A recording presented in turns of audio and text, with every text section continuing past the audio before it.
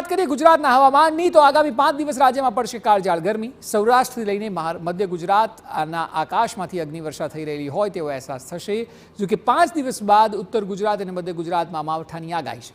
ત્યારે જો ગુજરાતમાં આખરે કેમ મોસમ બદલી રહ્યો છે પોતાનો મિજાજ।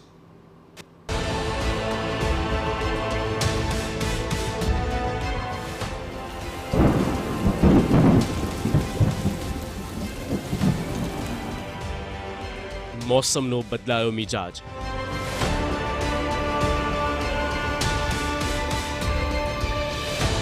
આગામી 7 દિવસ કેવું રહેશે વાતાવરણ?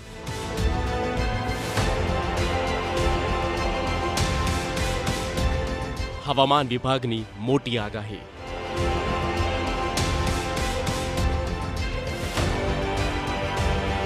ધરતીપુત્રોએ રહેવું પડશે સાવધાન।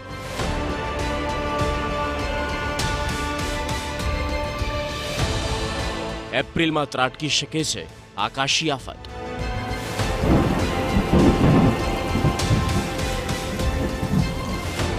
માર્ચના અંતમાં ઉનાળો આકરો પ્રારંભ થયો અને જો કે એપ્રિલની શરૂઆતમાં હવામાનમાં અનેક ફેરફાર આવ્યા। ક્યારેક ગરમીએ લોકોનો પરસેવો કાઢ્યો તો ક્યારે વાદળછાયા વાતાવરણથી લોકોને ગરમીથી થોડી રાહત મળી। જો કે સવાલ એ છે કે આગામી દિવસોમાં શું થવાનું છે? ગરમી આકરી પડશે કે પછી રાહત મળશે?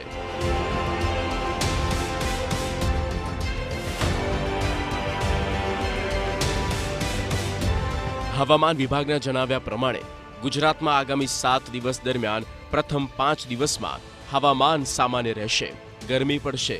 જો કે 6ઠા અને 7મા દિવસે ગુજરાતના કેટલાક વિસ્તારોમાં સામાન્ય વરસાદની શક્યતા છે। આગામી 5 દિવસમાં મહત્તમ તાપમાનમાં મોટો ફેરફાર થવાની શક્યતા નથી। એપ્રિલના દાહોદ, છોટાઉદેપુર, નર્મદામાં સામાન્ય વરસાદની શક્યતા। 11 એપ્રિલના રોજ સાબરકાંઠા, બનાસકાંઠા, અરવલ્લી, મહીસાગર, દાહોદ, छोटाउदेपुर, नर्मदा में सामान्य वर्षा की शक्यता है। आने वाले दिनों के लिए जो फोरकास्ट दिया गया है गुजरात स्टेट के लिए वो डे 1 से डे 5 ड्राई वेदर रहेगा और डे 6 और डे 7 में आइसोलेटेड प्लेसेस में गुजरात रीजन में लाइट रेन होने का पूर्वानुमान दिया गया है। और डे 6 की बात करेंगे, जो जिले जहां पे लाइट रेन होने के पूर्वानुमान दिया गया है वो है दाहोद, छोटाउदेपुर, नर्मदा। और डे 7 में जहाँ पे लाइट रेन होने के चांसेस हैं आइसोलेटेड प्लेसेस में साउथ गुजरात रीजन के वो ज़िले हैं बनासकांठा, साबरकांठा, अरावली, महीसागर, दाहोद, छोटाउदेपुर और नर्मदा। और टेम्परेचर की बात करेंगे तो मैक्सिमम टेम्परेचर आने वाले 5 दिनों में नो लार्ज चेंज में रहेगा। और अहमदाबाद की बात करेंगे तो मैक्सिमम टेम्परेचर रियलाइज हुआ 35.7 डिग्री सेल्सियस।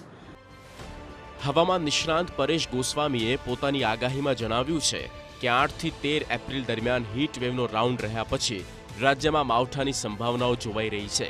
13 થી 16 એપ્રિલ દરમિયાન દક્ષિણ ગુજરાતમાં છૂટાછવાયું માવઠું, સૌરાષ્ટ્ર, કચ્છ અને ઉત્તર ગુજરાતના વિસ્તારોમાં માવઠાની વધુ અસર થવાની સંભાવનાઓ છે।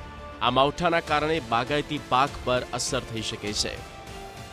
8 એપ્રિલ થી લઈને 13 એપ્રિલ દરમિયાન રાજ્યની અંદર એક હીટવેવનો રાઉન્ડ જોવા મળશે, જેની અંદર ખાસ કરીને મોટાભાગના વિસ્તારો એવા હશે કે જ્યાં 42-43 ડિગ્રી સુધીનું તાપમાન હશે ને અમુક વિસ્તારની અંદર 44 થી લઈને 45 ડિગ્રી સુધીના તાપમાન જોવા મળે તેવી શક્યતાઓ છે। એટલે 8 થી 13 એપ્રિલ દરમિયાન રાજ્યનું હવામાન છે એ થોડુંક વધારે ગરમ જોવા મળશે।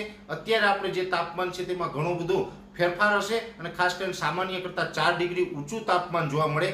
43, 44 અને અમુક વિસ્તારની અંદર 45 ડિગ્રી સુધી તાપમાન જોવા મળશે, જેમાં ખાસ કરીને રાજ્યના સૌથી વધારે હીટ સિટી જોવા મળે, જેની અંદર સૌરાષ્ટ્રનું અમરેલી, મધ્ય ગુજરાતનું કપડવંજ, અમદાવાદ અને ગાંધીનગર અને ઉત્તર ગુજરાતનું ઈડર અને હિંમતનગર।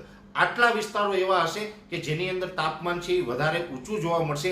એકલ દોકલ સેન્ટરની અંદર તાપમાન છે એ 8 થી 13 એપ્રિલ દરમિયાન 45 ડિગ્રીને પણ પાર કરે તો નવાઈ નહીં। બાકી આ હીટવેવનો રાઉન્ડ છે એ 8 થી 13 એપ્રિલ દરમિયાન આવી રહ્યો છે અને 13 એપ્રિલથી રાજ્યની અંદર માવઠાનો માહોલ પણ જોવા મળશે। કેમ કે આ જે એક હીટવેવ હશે એ દરમિયાન ઉત્તર ભારતના પહાડી પ્રદેશો ઉપરથી એક WD પસાર થવાનું છે અને કેસાકસરની અસરને કારણે એની જે અમુક લેયર